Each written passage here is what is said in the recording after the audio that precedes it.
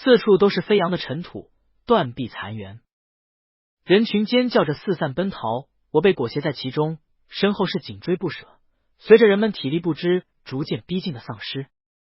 而我就是在这个时候意识传输进身体的。奔跑的身体猛地一顿，有些不明情况的我进入了这具身体。身后的丧尸喉咙里发出赫赫的声音，身上带着血腥气和肢体腐烂的腥臭味，随看他们的靠近，味道在我的鼻尖加重。耳边传来一阵欢快的音乐，接着是一道电子音：亲爱的宿主您好，您的辅助系统520已上线啊！宿主小心你的身后。后续的客套话还没来得及说，520就在我脑子里尖叫出声。我回过头，碎了半个脑袋的僵尸就在我一臂之外。我呼吸一滞，接着一道紫色的绚烂闪电就落到了我面前僵尸的头顶。不只是我面前这一只，还有我身后的这一整片僵尸都瞬间浑身焦黑的倒在了地上，焦糊的味道臭不可闻。我皱着眉头险些吐了出来，脚步不自觉的往后退了一步，被石头绊了一下，狼狈的倒在地上。一群人的脚步声从我身后传来，我回头看过去，带头的是一个身穿迷彩服、顶着毛寸的男人，身材健硕，手上拎着一把1米多的长刀。我眼前一亮，是阿舍尔。我刚要站起来凑过去，就被他身后的一个年纪不大的男生侧身挡住，语气不善：这不是鸠占鹊巢的贾少爷？怎么这么惨啊？不会是末世到了，连异能都没觉醒吧？阿舍尔的目光半点也没落在我身上，身后其他人也目光鄙夷的看了我一眼，扭头跟上他的步伐。只有面前的这个人挡住我没有动。奉劝你一句，今非昔比了已经，少在老大面前晃悠，不然连怎么死的都不知道。男生冷哼一声，走到前面，随着阿舍尔的声音也逃出兵器和丧尸厮杀在了一起。我站在他们清理过的安全的最后面，看着阿舍尔凌厉又犀利的刀法，混着紫色的雷电，眨眼之间身边的丧尸瞬间清空。真厉害啊！我佯装害怕的用手挡住头，和辅助系统520对话。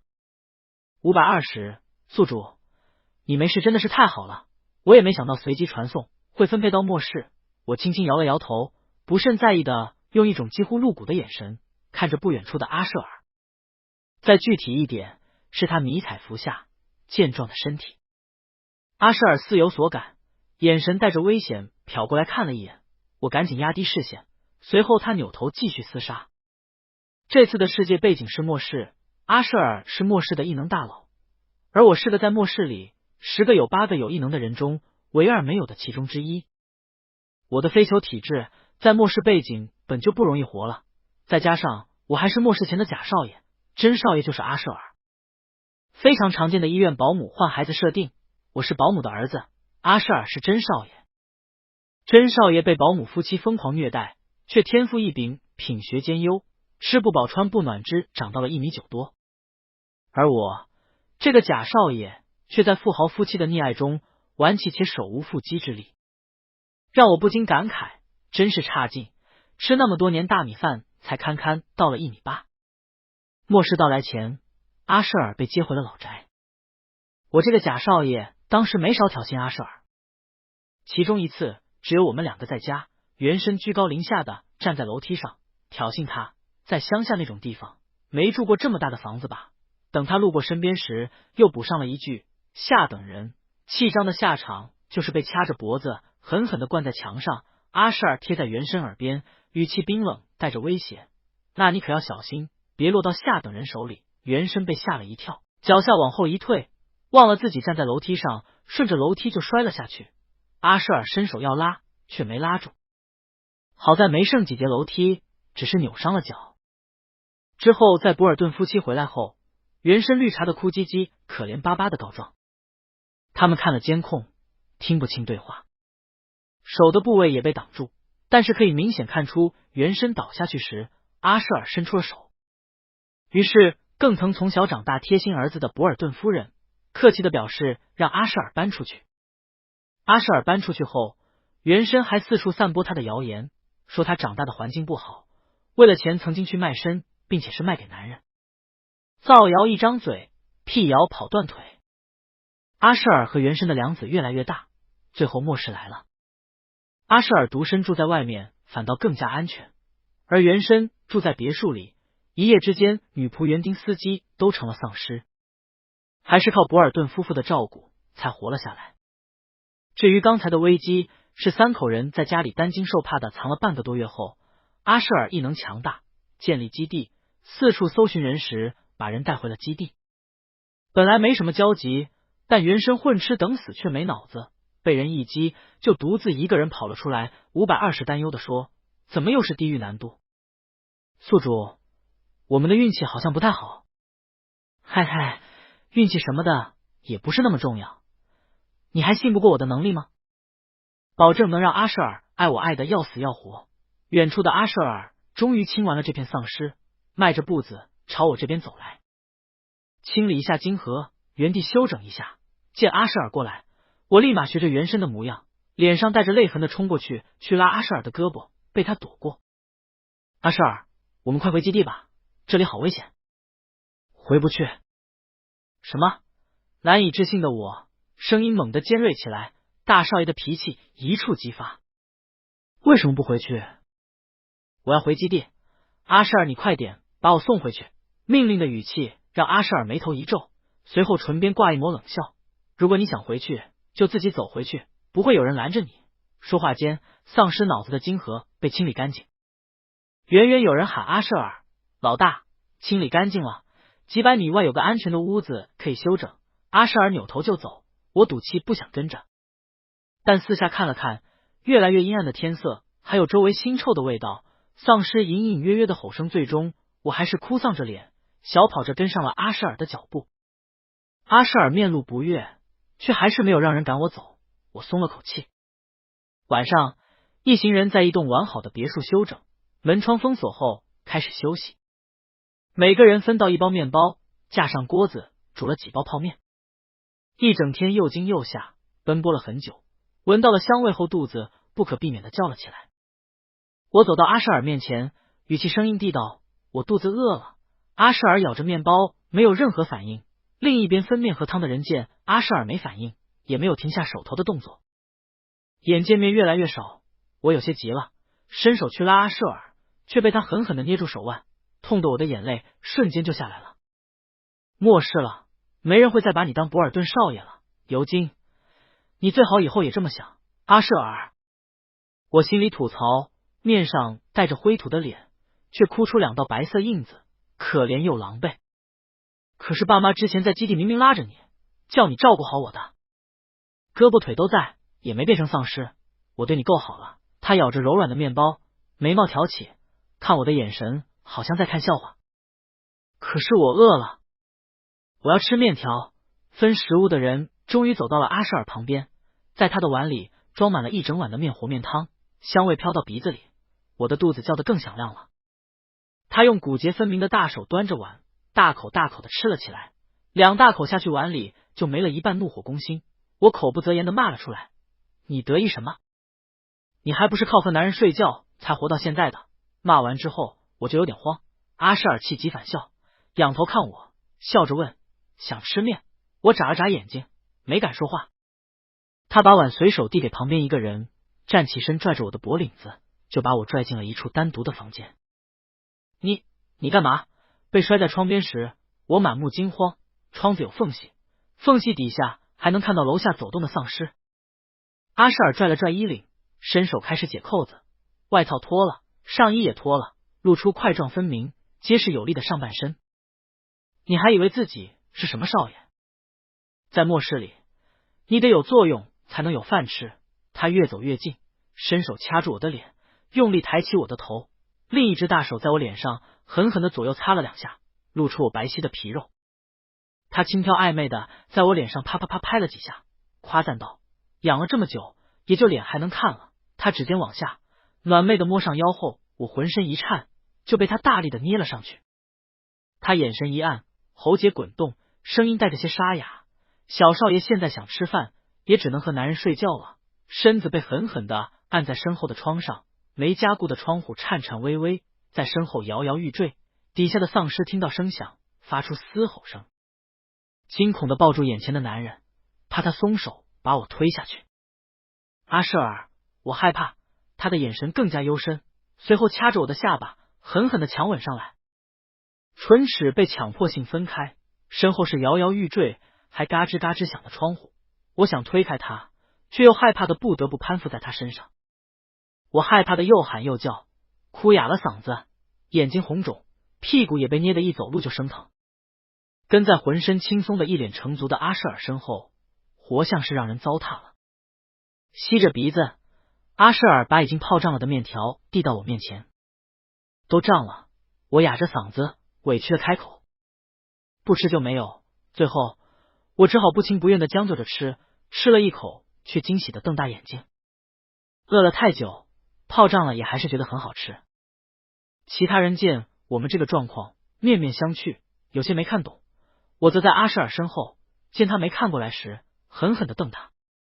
第二天一早，阿舍尔要带人出去拿设备，这里要有人留守，我就被留了下来。分食物之前，又被阿舍尔带去室内，狠狠的啃了一番。昨天刚好的唇，今天更严重了，唇被咬破了，火辣辣的疼。阿舍尔从自己的口粮里分给我一小块面包，众人的目光更加好奇。终于在阿舍尔带人出门后，昨天那个奚落我的男生走了过来。孙元，阿舍尔的头号粉丝小弟，火系异能者，因为信任，阿舍尔留下他看家。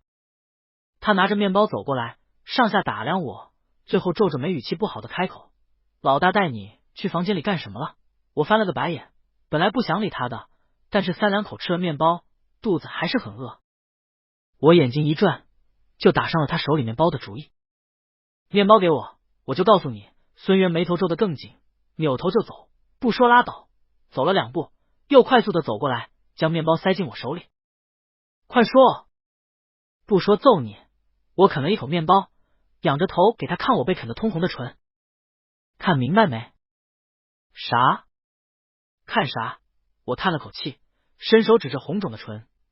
你们老大爱惨我了，这就是我不愿意被他强迫亲的。孙元眼睛瞪大，难以置信的看着我。旁边几个留守的竖起耳朵在一旁偷听，听到后也是直接傻了。我们老大能看上你？我慢条斯理的咬了口面包，问他：你是真少爷？我这么对你，末世了你会怎么做？他眼神凌厉，咬牙切齿，推你进丧尸群。我噎了一下，清了清嗓子。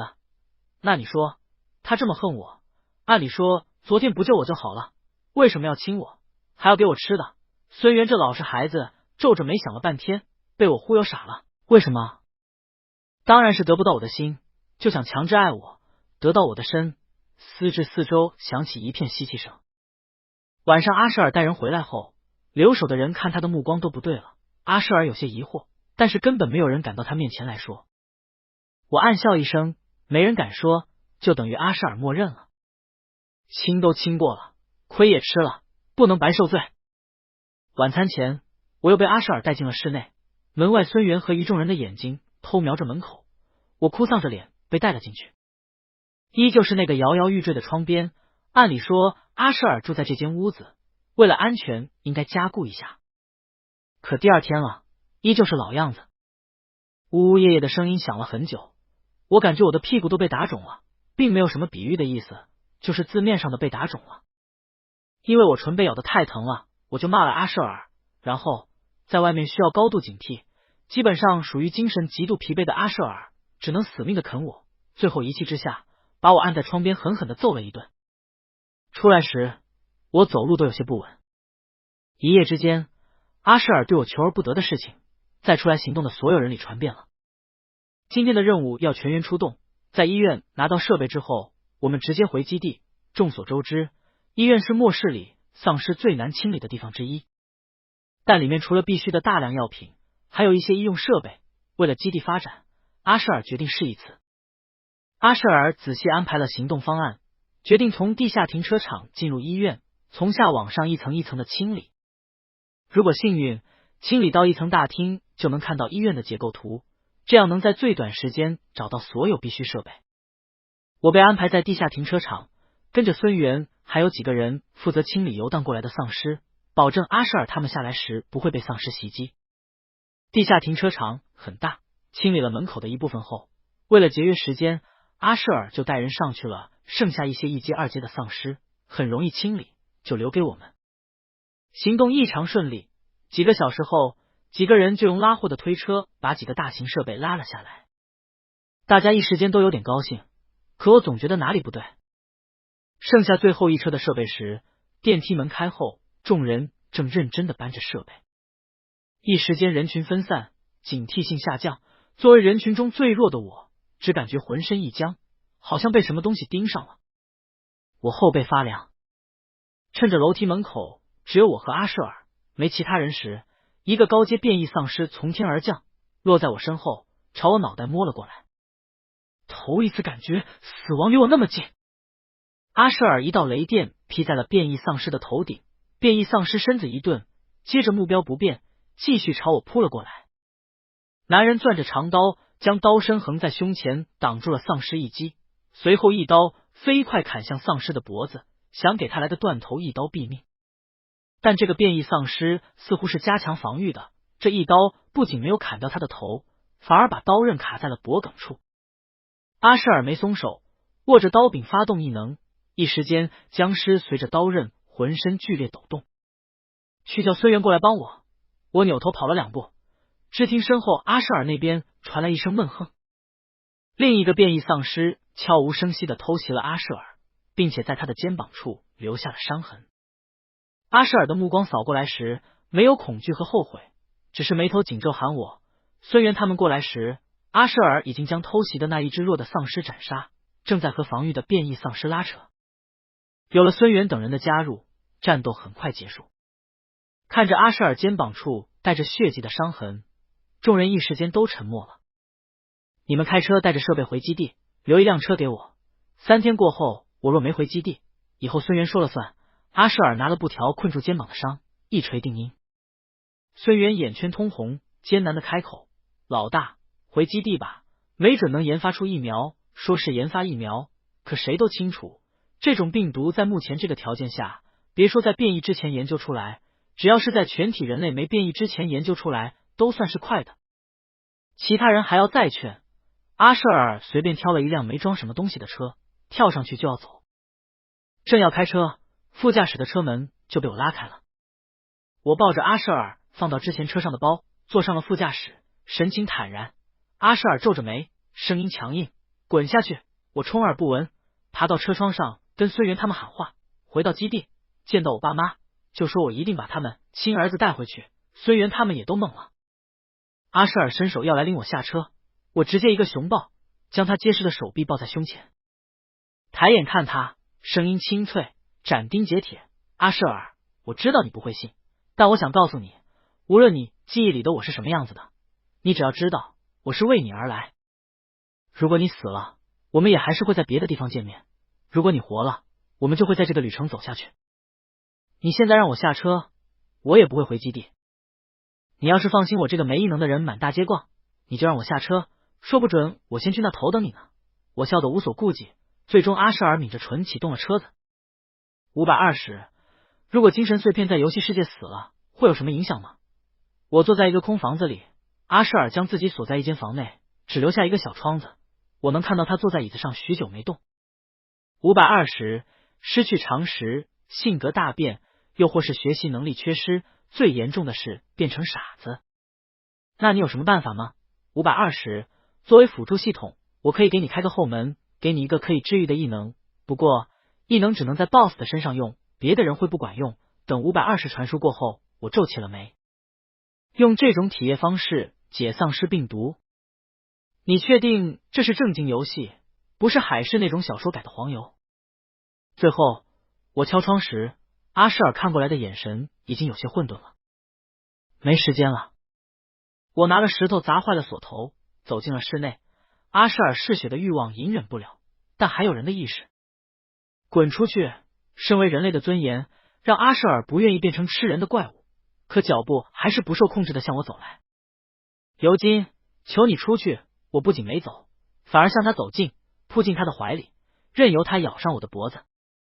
血液中的治疗效果被他体内求生的基因极度渴求，他将我狠狠地按在地板上，吸吮着我的鲜血。太他妈疼了！被吸血的我昏了过去。再醒来时，阿舍尔的眼睛从混沌变回了黑色。起身时扯到了脖子上的伤口，疼得我倒吸了一口凉气。伸手去摸，伤口已经被包扎好了。阿舍尔紧绷下颚，抬眼看我，语气生硬：“为什么不走？”我仰起头朝他一笑：“我现在是你的救命恩人，你说话客气一点。”我饿了，要吃东西。我的语气带着不客气的命令性。既然阿舍尔没事，那我自然要维持好人设了。救命之恩果然好用。阿舍尔没继续多问，直接拿柴烧水给我煮了一碗热腾腾的泡面，还在碗里放了一罐午餐肉。我眼睛一亮，这是我这几天里见过的唯一的肉了。在末世，午餐肉可是极好的东西了。我一口咬上去，真香。再看阿舍尔碗里只有一点点面和汤，然后就是时间太久干巴巴的面包。我看了眼碗里，想着他也算是大病初愈，于是从我的碗里把午餐肉分了一半丢到他碗里。吃吧，我可不像某些人那么小气，不用你陪睡也给你饭吃。阿舍尔紧抿着唇，我严重怀疑他很想揍我。开车回基地的路上，阿舍尔把车停在路边，语气严肃：“能解开病毒的事不能告诉任何人。”我一愣，扭头看他：“我会安排你参与配合疫苗研发，你不用害怕，除了我之外不会有第三个人知道你的特殊性。研发一发是我身为人类和基地领导者的责任，但末世中的人心我不敢赌，你现在非常重要，我会保护好你。”我眨了眨眼睛，暗示道：“配合研究可以，就是效果可能不太好。除了你之外，任何人都没效果。”阿舍尔的眼睛紧紧的盯着我，最后若有所思的开了车。接连警惕的开了2天车，我们终于看到了基地的大门。回到基地，面对活着回来的阿舍尔，大家精神振奋，他那带有漏洞的解释没有一个人去怀疑。在基地门口，我刚要往里走，就被阿舍尔拽住了手腕，拖进了基地大门旁的单间脱衣服。阿舍尔抱着手臂靠着墙，语气平常，而我则被吓了一跳：“你有病吧？在这里，门外那么多人，听到怎么办？”阿舍尔眉峰微挑，语气戏谑：“听到什么？你说听到什么？你自己脑子里怎么想的？全是那些东西，你还问我？”我急得脸都红了，大声斥责他满脑子黄色废料。回到熟悉的基地，让在外面一连几天处于高度警惕中的阿舍尔有些放松，姿态懒散的靠近我，单手撑在我的脸侧的墙上。被我咬过了之后，现在连我脑子里的想的都知道了。我要是非要做呢？做你妹！我弯腰钻出阿舍尔的胳膊，跑到门口，一拉开门，就看到了门口阿舍尔的一众队友孙元，往里看了一眼，然后小声的问我：“这么快就检查完身上的伤口了？”我脸一红，误会了。基地的大小事务很多，作为基地的领导者，阿舍尔每天从早忙到晚。自从回了基地之后，我差不多有2周没见到他人了。虽然我严明我的血液除了对他之外的人可能没有效果，但还是被安排每周抽一次血进行化验。从原本的和博尔顿夫妇住，到现在被安排在了他对面的单间住，饮食也有专人负责，情况转变太多。基地的一处拐角，有个模样清俊的男人拦住了我。有事？我有些奇怪的问。这个人我根本不认识，他却一脸不解加愤恨的看着我，目光中带着嫌弃。尤金，你不要再缠着阿舍尔了，他为了这个基地付出这么多，人又那么优秀，你配不上他。欧哟，这是阿舍尔的忠实小迷弟加追求者呀。正好我待的无聊，这不是送上门来的乐子吗？天哪，你怎么会觉得是我缠着阿舍尔？我难以置信的看着他，眼神带着3分无视，4分羞耻，还有3分愤恨。不是你纠缠阿舍尔，难道是他纠缠你吗？我瞪大眼睛，像是被人戳穿了心事，脚步踉跄的往后退了半步，眼神带着忧伤和难过的点了点头。你真不要脸，这种谎话都说得出口。阿舍尔对我的感情很复杂，你们外人不会懂得。他从一开始就对我的感情不单纯，后来末世，我没有异能，他创建基地成了老大，于是就对我强取豪夺。我能怎么办？我只是一个手无缚鸡之力的普通人，在基地人多眼杂，他还能忍忍，一旦出任务，他就会带我去小黑屋酱酿酿。甚至上次他误以为被丧尸伤到，还要把我带走。他说，就算是变成丧尸，我也要第一口就咬你，然后我们就是丧尸里的神仙眷侣。我越变越牛逼，然后在年轻人不敢相信的眼神中，被身后的一只大手拎住了脖领子。我扭头去看，一回头就看到了阿舍尔那张似笑非笑的脸。阿舍尔再看旁边最近跟我走的挺近的孙元，见阿舍尔脸色不好，还开口替我求情。老大，你对尤金的感情大家都看在眼里，你就不要再遮遮掩掩了。既然喜欢人家，就好好对他。老大，你总是这么凶巴巴的，真的会吓坏人家的。对啊，上次误会被丧尸伤到时，尤金还冒着生命危险陪你一起，心里一定也是有你的。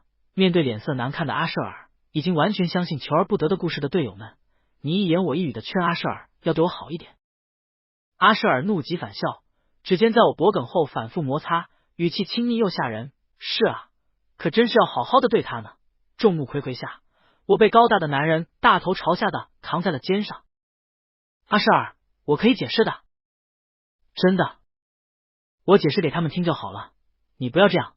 空荡的房间内，温暖的阳光照射进屋内，有细碎的灰尘在光线中飞舞。一进门，阿舍尔将我放下后，我就立刻跑到了桌子的另一边。高大的男人抱着双臂，看我挣扎。我对你强取豪夺，还对你求而不得，第一口咬你，和你做段丧尸里的神仙眷侣。桌子的阻挡让我内心稍微安定了一点，虽然尴尬的红了脸，但语气也硬了起来。我就开了个玩笑，谁叫他们一开始看到我就鼻子不是眼睛不是的。阿舍尔眼神锁定我，一步步向我靠近。这么说，这还不是第一次了。我眼神躲闪，不敢看他。不仅不是第一次，甚至不是第二次、第三次。见他走过来，我一瞬间慌了手脚。要是真打架，谁能打得过他？我这小胳膊小腿的。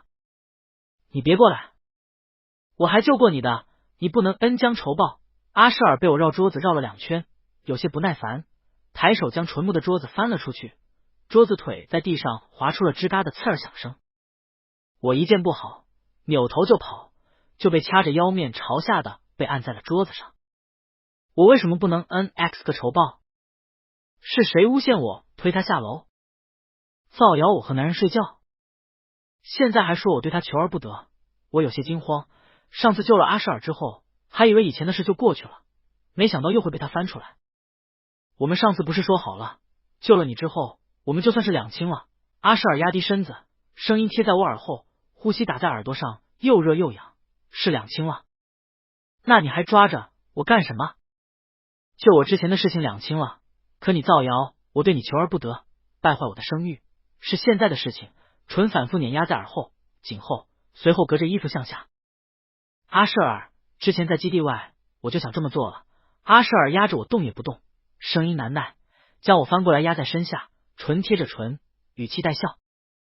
抬手将自己的上衣脱了，随手丢在地上，结实的肌肉和我的胸膛相贴。就算怕，我这次不会放开你的。我有些惊慌的双腿挣扎，想踹他，却被一双大手掐住了脚踝，指尖暧昧又轻浮的在敏感的位置反复摩拳，痒得我忍不住伸手推他，却被他拽着胳膊，将我躺在桌子上的上半身拽起，狠狠的吻了上来。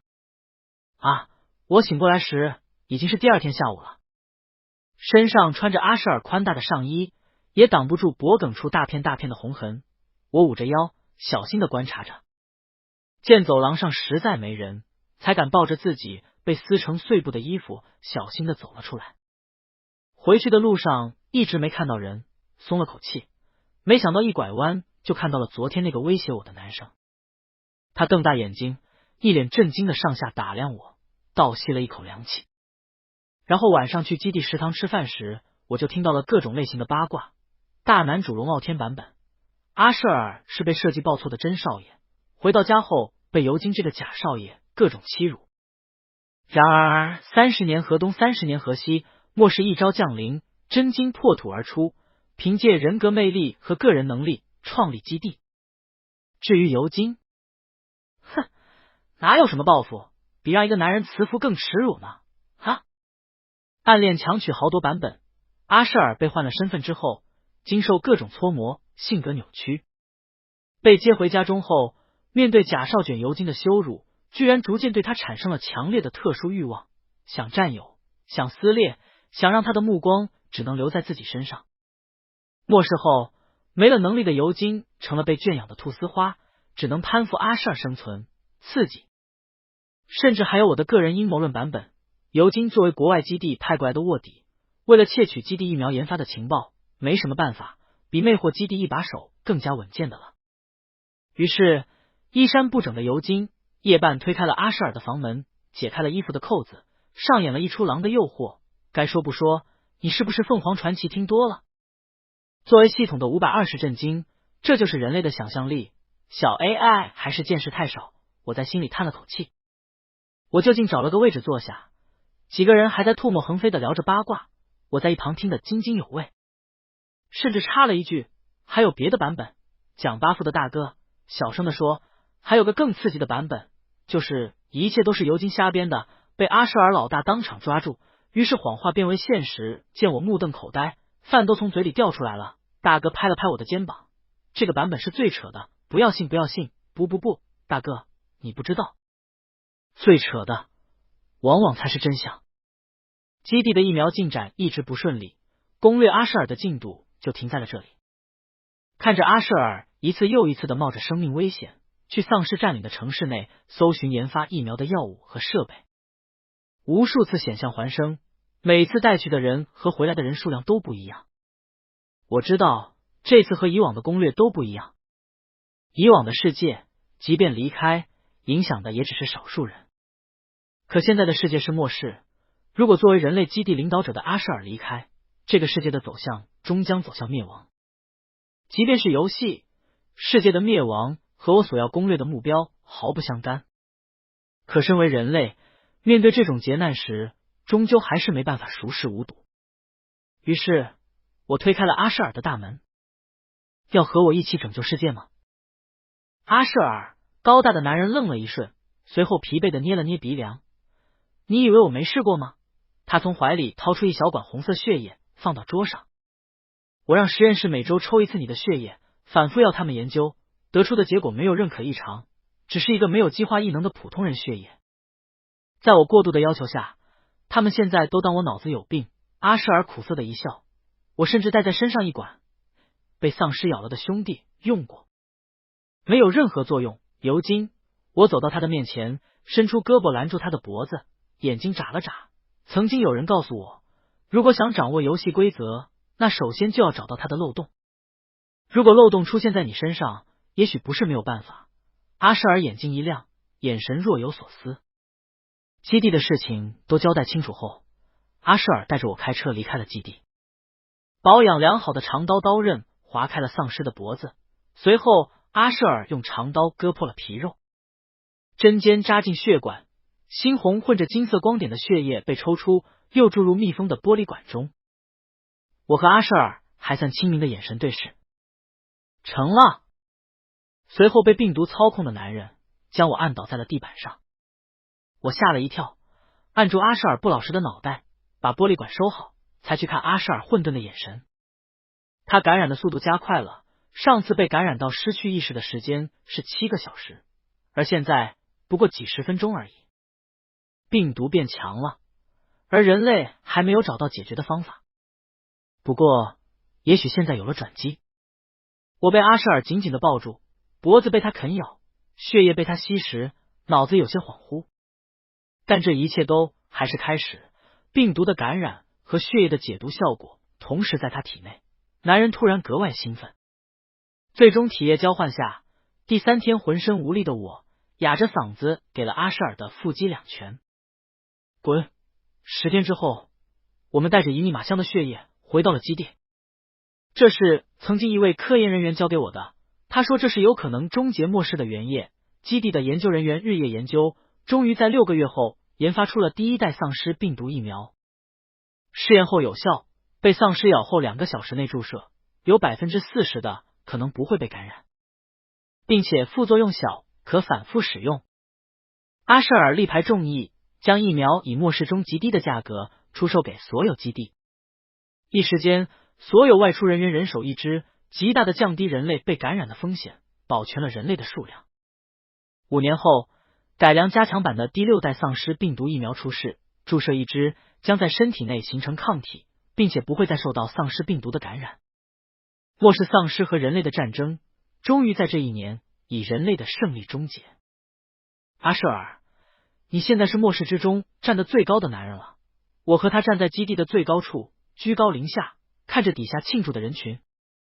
见他没说话，我侧头去看他。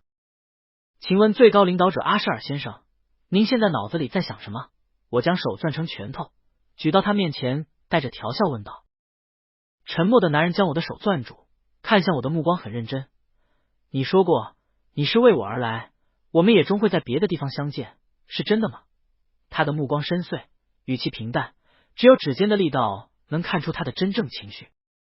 是真的，我为你而来，也会带你回家。他手上用力将我拉入怀中，头低下来。回去后的我，拥抱你，亲吻你的我，还会是现在的我吗？语气酸涩，情绪复杂。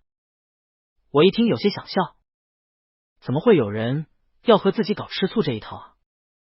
我把玩着他的指尖，坏笑着看他，是你，不过你可能会忘记我。